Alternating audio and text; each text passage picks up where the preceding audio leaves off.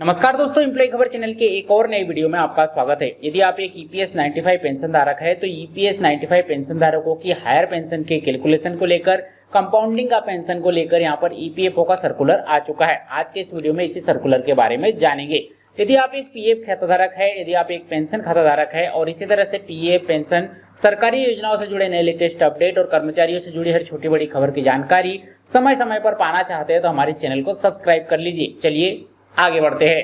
तो यहाँ आप स्क्रीन पर देख पा रहे होंगे, कर्मचारी भविष्य निधि संगठन की ओर से एक सर्कुलर जारी किया गया है। इस सर्कुलर में applications for validation of option, joint option, method of computation of pension के बारे में ये सर्कुलर यहाँ पर जारी किया है। यानी कि किस तरह से जिन लोगों ने ज्वाइंट ऑप्शन फॉर्म यहाँ पर भरे हैं उनके पेंशन की गणना, उनके पेंशन की कैलकुलेशन होगी।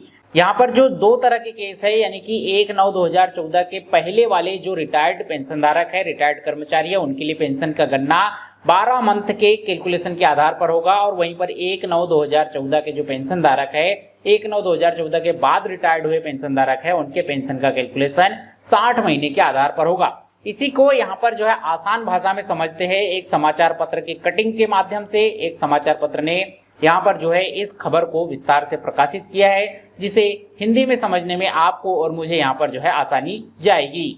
तो यहाँ स्क्रीन पर आपको दो न्यूज़पेपरों की कटिंग देखने को मिल रही होगी। इकोनॉमिक टाइम्स की ओर से भी हायर पेंशन का फार्मूला हुआ जारी, और हायर पेंशन का फार्मूला यानी कि हायर पेंशन का कैलकुलेशन किस तरह से होगा यहाँ पर समझाया गया है। इसी तरह से एक और न्यूज़पेपर की ओर से यहाँ पर जो है इस फार्मूले को समझाया गया है। खबर में लिखा है, पूर्व और मौजूदा कर्मचारियों के लिए अलग अलग फार्मूला होगा। पेंशन वृद्धि के लिए पूरे वेतन की गणना होगी। कर्मचारी भविष्य निधि संगठन ने अधिक पेंशन की गणना के लिए फार्मूला जारी कर दिया है। इसके तहत औसतन मासिक वेतन पर गणना की जाएगी। यह फार्मूला वास्तविक वेतन, भत्ते आदि सहित के आधार पर अधिक पेंशन के लिए आवेदन करने वाले सदस्यों के लिए जारी किया गया है।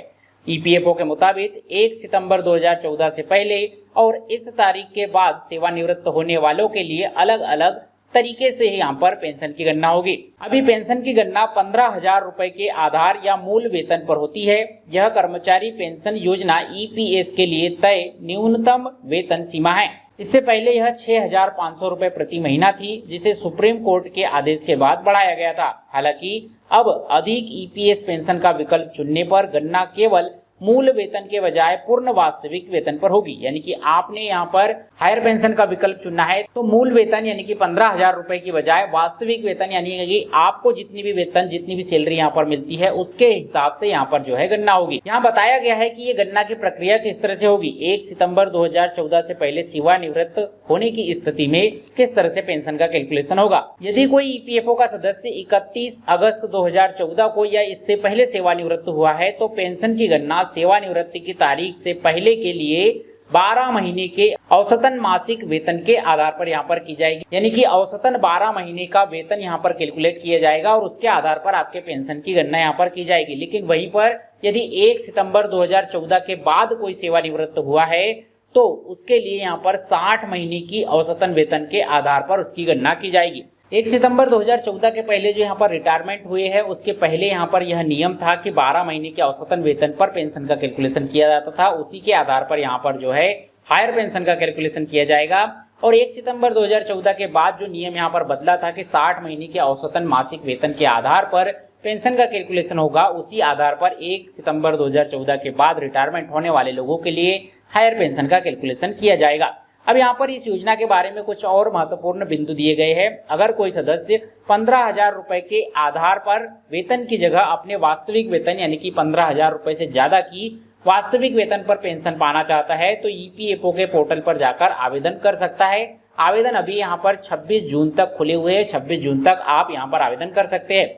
इसमें नियोक्ता के साथ मिलकर संयुक्त रूप से आवेदन करना होता है। इसके आवेदन की जाँच ईपीएफओ के क्षेत्रीय अधिकारी करते हैं और आवेदन पूरी तरह से सही पाए जाए तो आपको जो है यहाँ पर हायर पेंशन के लिए मंजूरी दे दी जाती है। ईपीएफओ ने अंशदानकों को उच्च वेतन का विकल्प चुनने के लिए नियोक्ताओं के साथ संयुक्त विकल्प फॉर्म भरने के लिए आवेदन की सुविधा उपलब्ध कराई है। इसकी समय सीमा पहले 3 मई तक थी, लेकिन अब इसे बढ़ाकर 26 जून तक कर दिया गया है। तो कुछ इस तरह से ईपीएफओ का एक सर्कुलर यहाँ पर जारी हुआ है और इस सर्कुलर में ईपीएफओ ने कहा है कि यदि आप एक ईपीएस 95 पेंशन धारक है, आप हायर पेंशन का विकल्प चुनते हैं तो आपका 1/9/2014 के पहले रिटायरमेंट हुआ है तो पेंशन का कैलकुलेशन औसतन 12 महीने के वेतन के आधार पर होगा और 1/9/2014 के बाद में रिटायरमेंट हुए हैं तो औसतन 60 महीने के वेतन के आधार पर आपके हायर पेंशन का कैलकुलेशन किया जाएगा। तो यही एक लेटेस्ट अपडेट आप सभी पेंशन धारकों तक पहुंचाना था। उम्मीद करता हूं ये वीडियो जानकारी आपको पसंद आई होगी।